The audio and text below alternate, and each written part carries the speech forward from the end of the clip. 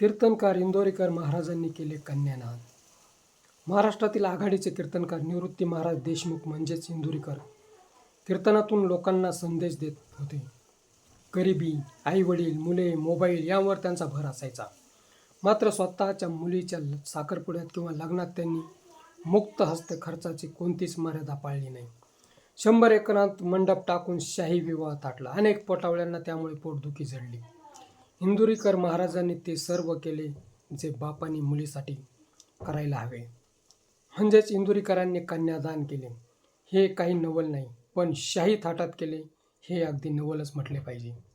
महाराजांनी असे कधीच सांगितले नाही की तुम्ही विवाहच करू नका. जसे झेपेल, आपल्या परिस्थितीला पेलेल असेच करण्याचा संदेश दिला. त्यांनी ऐपत होती, बापाने मुलांसाठी नाही तर कोणासाठी करायचे. लोकांनी काहीही म्हटले तरी महाराजांनी केले ते योग्यच केले.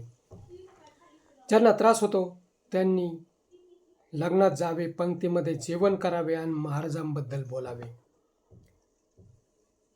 त्यांचे पाहुणे कोण कोण आहेत हा तर संशोधनाचाच विषय राहील. मित्रो, हा व्हिडिओ कसा वाटला ते कमेंट बॉक्समध्ये जरूर सांगा आणि ॲक्शन मराठी चॅनलला सबस्क्राईब करा.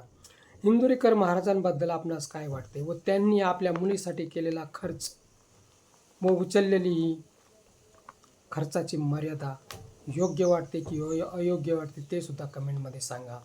आम्हाला तरी वाटते निवृत्ती महाराज इंदोरीकर यांनी जे केले ते एका बापाने एका मुलीसाठी केलेले कर्तव्यच होय.